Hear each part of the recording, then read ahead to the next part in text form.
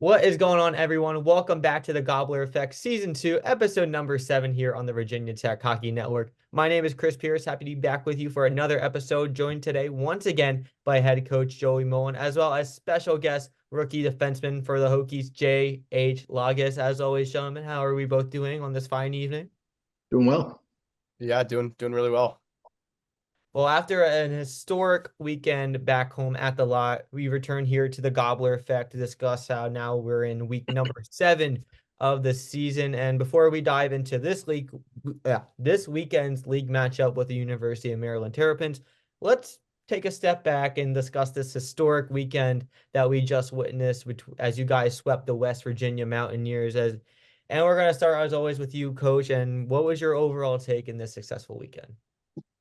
I thought Friday, we were a little slow to start, but we kind of just stuck with it and gutted it through to the third period, kind of warm out, just imposed our game a little bit in the third period and took it over. Saturday was the team we normally see out there. They came ready to go from the drop, and you could just tell that 8-0.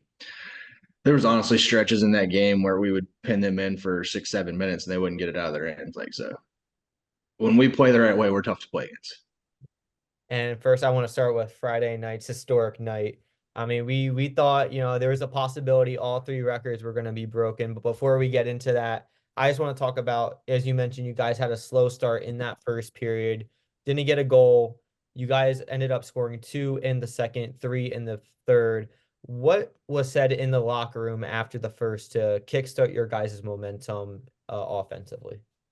I mean, the nice thing with this group is I haven't really had to say a whole lot. They kind of do it themselves. So I'm not having to harp on them. They know what needs to be done. They've set their own standard, and I'm just kind of there to say, hey, let's wake up a little bit, let's get it in gear, and let's get going. I mean, this team has been one of the easiest I've ever had to coach.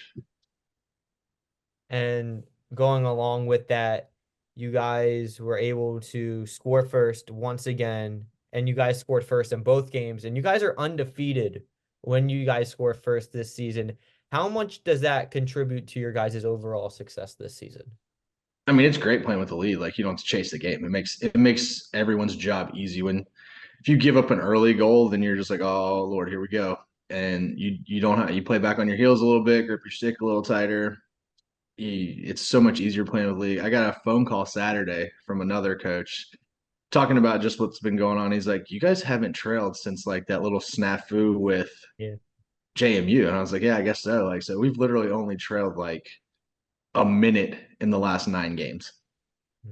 And JH, now as a defenseman and you guys having the lead, how much does that put on you and the defensive group to maintain that and to not allow the opponent to, come within striking distance? I know you guys last weekend at Ryder had that nail bite of a finish where you guys defeated them 5-4, but there was a very close moment there where it could have been ended up being tied.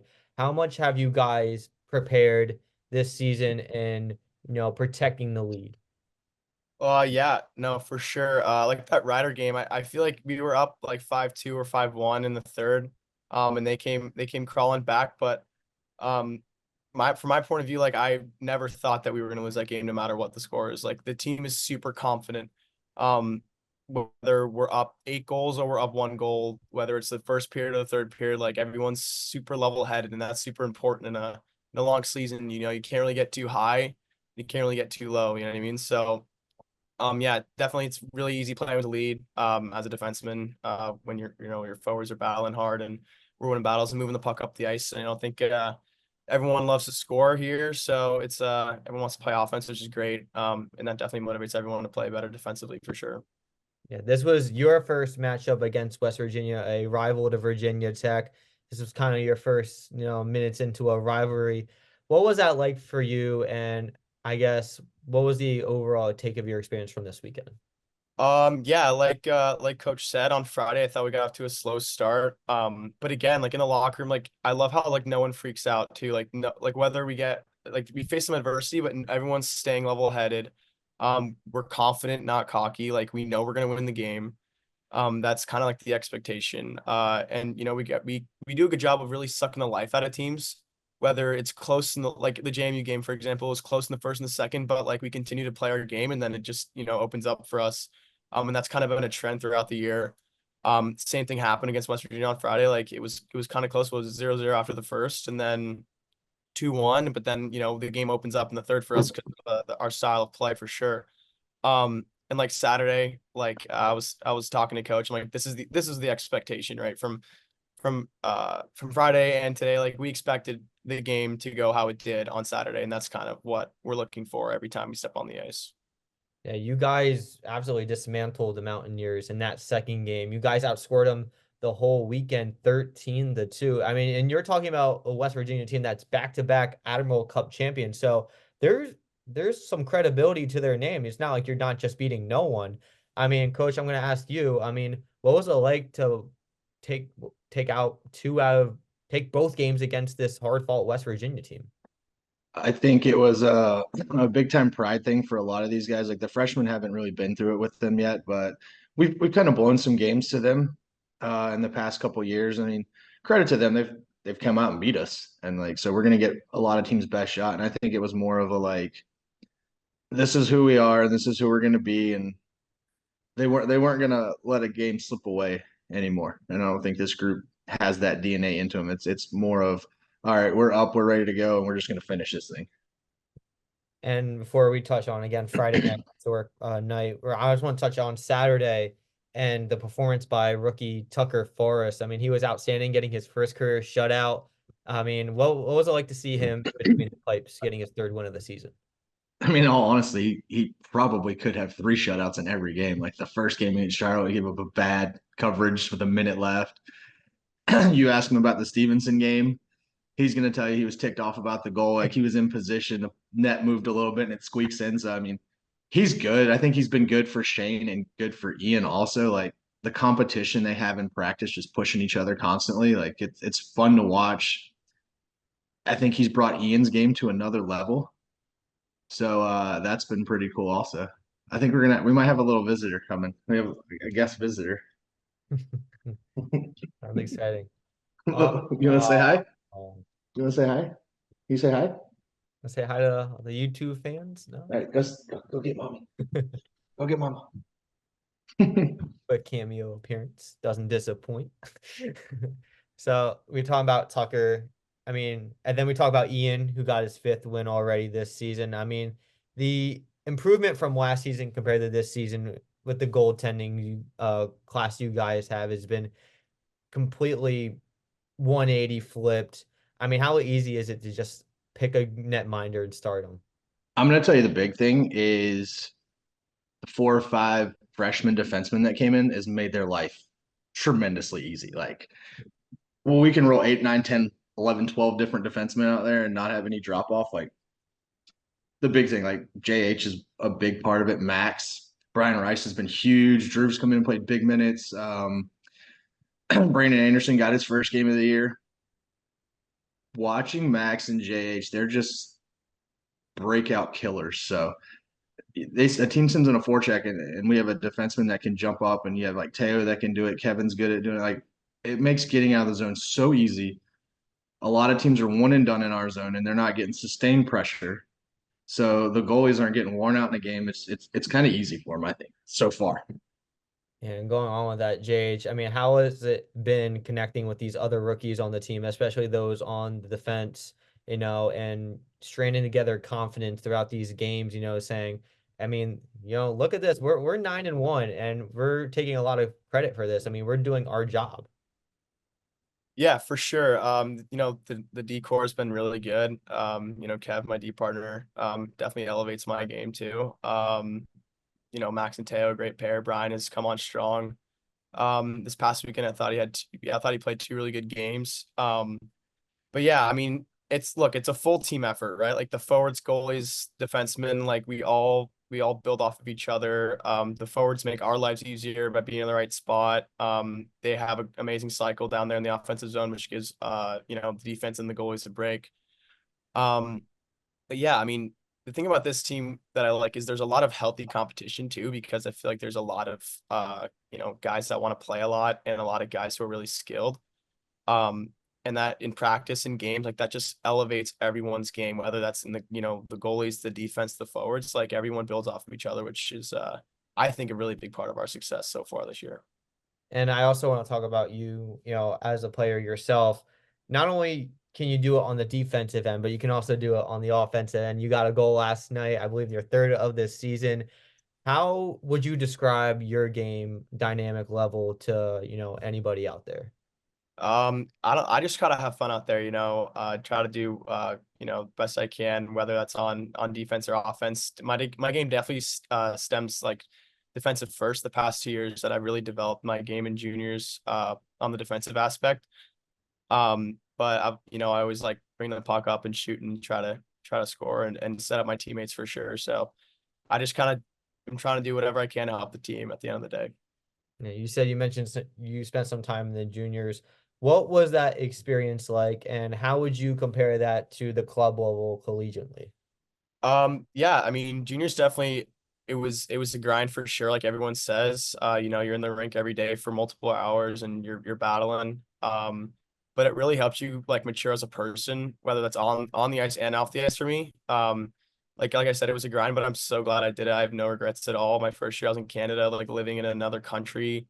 Like not a lot of people can say that they did that. And I'm glad I got to do the opportunity. But yeah, and then that just kind of translates over here. Like I'm able to, I feel like there's a little bit more time and space at this level than what I was like in the past years, which is kind of allows me to make plays that I would normally be able to do. And that just, helps me and everything like that. So That sounds great. Well, talked a little about West Virginia this weekend. Let's talk about what happened Friday night. Let's talk about the historic night, the trifecta, as I like to call it. You had Gavin Peduzzi, his 154th point, first in all-time program history in scoring. You had us winning 8 in a row, which has never been done before, according to our statistics that we've had marking back to 2008. And the third and the most important here, win number 193 for head coach Joey Mullen, ACCHL all-time record by a head coach in wins. Coach, I got to ask you, how does it feel? I mean, it's cool. I mean, we kind of knew we would have a chance to get there this year. I didn't know how fast. Honestly, I thought hopefully by the first semester, but it's kind of come on pretty quick. So we just kind of got in a groove as a team. Like I think we scheduled that game pretty quickly with NC State, and me and Dave were like, "All right, is this a good idea?" I'm like, "Why not? Let's see what kind of team we have right off the get go." And we came out and played a really good game, and I thought we had a lot of chances, and I thought we could have really won that game. So it just kind of proved to us right there. And then to turn around, jump on the road the next night, and come out and play a feisty little JMU team and just end up outworking them and beating them in the end. That was great for us. So it's a testament to all these kids I've had over the last 15 years. They've won me a lot of games. Like I don't win them. I may have my hand in a couple of games, like some couple key timeouts or something like that. But most of it's just putting these guys in the right spot and letting them do their thing. Out of the now 194 games you have won as a head coach in the league, which one would you say is the most memorable to you? Oh, there's a couple. There's a fun one from Rowan. My first year beating Liberty to go to nationals. That's always a good one. That was pretty cool. I actually have one. My career win 50, 75, and then 193 were all against West Virginia. So that's kind of neat. Did you get any like gifts or presents from the guys on the team or, from anybody else? Nah, it's a team effort. I got a game puck, so that's cool. That went up on the shelf.